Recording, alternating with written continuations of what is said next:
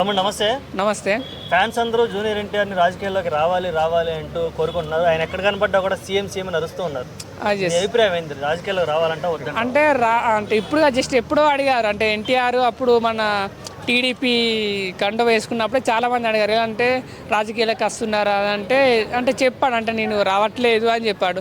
But ఎట్లా అంటే ఎన్టీఆర్ రాజకీయాలకు వస్తే పక్కా సీఎం క్యాండిడేట్, పక్కా సీఎం అవుతాడు. ఎందుకంటే ఇప్పుడు ఎన్టీఆర్ ఇప్పుడు వాళ్ళ తాత ఉన్నాడు, అంటే సీనియర్ ఎన్టీఆర్. అతను ఒక వరుసగా ఒక 4 సార్లు ఏమో అలా సీఎంగా చేశాడు. బట్ ఎట్లా అంటే ఇప్పుడు మళ్ళీ తాతకు దగ్గర మనవాడు అన్నట్టు ఇప్పుడు యాక్టింగ్లో కానీ ప్రతి దాంట్లో ఎన్టీఆర్కి ఒక వేరే సపరేట్ బేస్ ఉంది. ఇప్పుడు ఎట్లా ఎలక్షన్ మన పొలిటికల్స్ కూడా వస్తే పక్కా ఒక మంచి ఒక ఎమ్మెల్యే క్యాండిడేట్ అవుతాడు పక్క అలా. ఓకే, అంటే ఇప్పుడు ఆల్రెడీ కాంపిటీషన్ హెవీగా ఉంది ఆంధ్రప్రదేశ్లో కనుక చూసుకుంటే.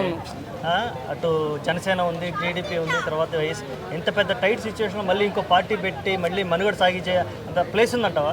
అంటే లేదు, కానీ ఎట్లా అంటే ఎన్టీఆర్కి ఇలాంటి రాజకీయాలు ఇష్టం లేదు.